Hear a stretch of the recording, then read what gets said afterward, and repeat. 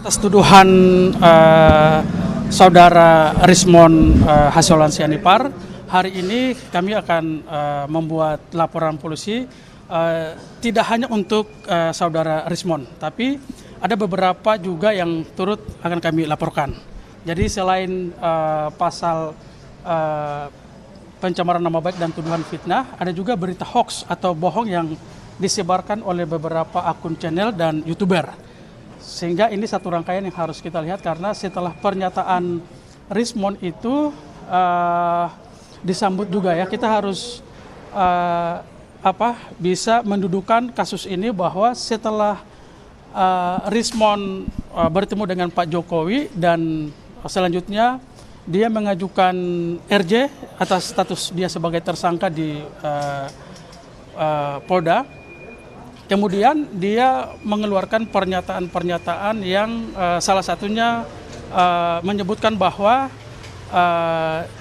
di balik gerakan mempersoalkan ijazah Pak Jokowi ada pejabat elit, dan di situ beliau menyebutkan bahwa Pak JK memberikan atau menyerahkan duit kepada kalau nggak salah Roy dan kawan-kawan sebesar 5 miliar dan beliau menyaksikan. Itulah kenapa laporan ini kita buat hari ini sebagai langkah serius untuk merespon dan meminta pertanggungjawaban klarifikasi dia. Yang kedua, setelah pernyataan Rismond itu disambut oleh YouTuber yang menurut kami setelah kami analisa ini masih terafiliasi dengan Solo. YouTuber Nusantara, misalnya YouTubernya ini pemilik YouTuber Ruang Konsensus, Budius S. Piliang, menghadirkan Mardiansa Semar, Ketua Rampai Nusantara. Dalam pernyataan di YouTube itu, Mardiansa menyampaikan bahwa Pak JK ini sudah tidak lagi punya kapasitas, masih punya insting berkuasa yang tidak rasional. Ya, ada kalimat yang menuduh Pak JK pecundang gitulah ya, kalau kita tarik, sehingga gerakan beliau itu mengarah kepada inkonstitusional. Ini kan berita hoax, berita bohong yang perlu juga diuji. Itu satu. Yang kedua, turut juga kami akan melaporkan di berita bohong itu pemilik YouTube channel Musik Ciamis ini yang turut menyebarkan statement atau pernyataan yang kami duga dibuat oleh Rismond. Selain itu juga ada channel Mosato TV, pemiliknya Laurentius Irjanbu. Dalam channel itu dia menulis bahwa JK diseret pidana provokasi, pertanyaannya makar gitu. Ini ada kalimat dia yang sangat fatal menurut kami, karena ada pernyataan indikasi kemunafikan, puji Prabowo tapi mau makar. Ini kan pertanyaan yang sudah telak gitu. Oke, itu cukup. Berapa jadi yang dilaporkan Pak selain Rismond? Jadi selain Rismond ada sekitar 4. Jadi ada pemilik YouTube dan ada YouTuber dan narasumber. Kalau Rismond sendiri berarti pasalnya pencemaran nama baik sama UU ITE dan fitnah. Pencemaran nama baik itu di pasal 439 junto pasal 441 Undang-Undang Nomor 1 2023 KUHP yang baru. Terus kami juntukan juga dengan pasal 27A junto 45 di Undang-Undang ITE, itu pencemaran nama baik.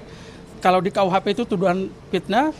Terus masuk juga berita bohong. Jadi ancaman berita bohong itu barang siapa yang menyebarkan berita yang sudah dipastikan itu bohong dan mengakibatkan kegaduhan di publik. Dan hari ini kan terjadi kegaduhan. Sehingga Rismond juga masuk dalam kualifikasi unsur pasal berita hoax itu bersama dengan beberapa YouTuber dan pemilik channel. Jadi 4 laporan itu 4 pernyataan yang beda ya Pak ya?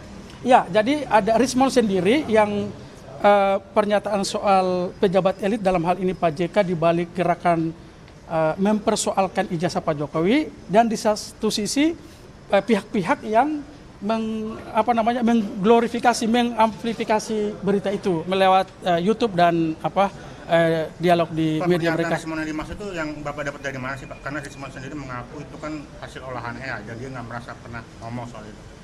Iya, artinya kan ini juga perlu kita uji dulu, ya kan, sehingga Karena ini kan persoalan trust ya, persoalan kredibilitas.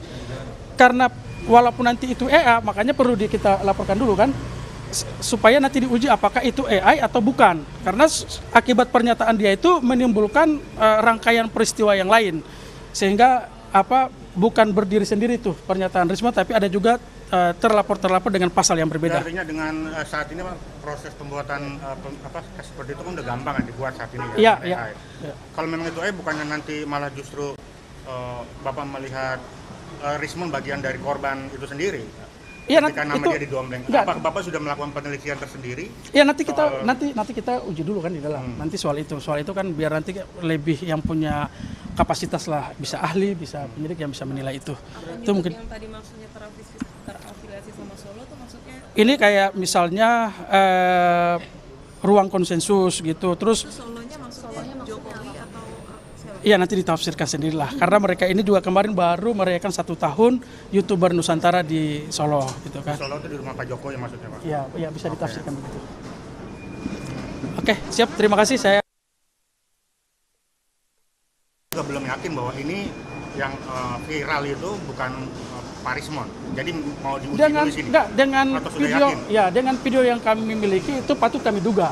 Ya maksudnya keyakinan kita itu berdasarkan bukti yang sudah kami miliki gitu kan. Oke, siap. Video yang didapat dari viral di internet. Dari viral internet. Oke, terima kasih. Kasus ijazah Jokowi ada kasus-kasus yang tudingan makar gitu-gitu. Ya itu, jadi yang kalau tudingan makar itu kan yang ada di Mosato Mosato TV yang pemiliknya Laurentius Irjanbu. Di situ dia menyatakan bahwa Pak JK itu punya indikasi kemunafikan. Dia memuji Prabowo tapi sebenarnya mau makar. Nah itu kan hoax, itu kan bohong. Pak JK itu kan dia sebagai tokoh bangsa. Dia wajar ketika memberikan masukan, wajar memberikan saran yang baik untuk pemerintahan. Hari ini Pak JK itu lebih aktif dalam misi kemanusiaan. Dia sebagai ketua PMI.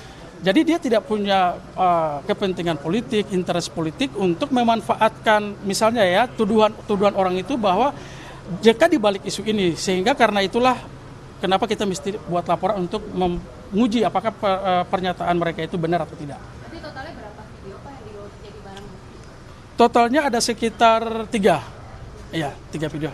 Siap. Oke ya. Terima kasih. Siap. Terima kasih Pak.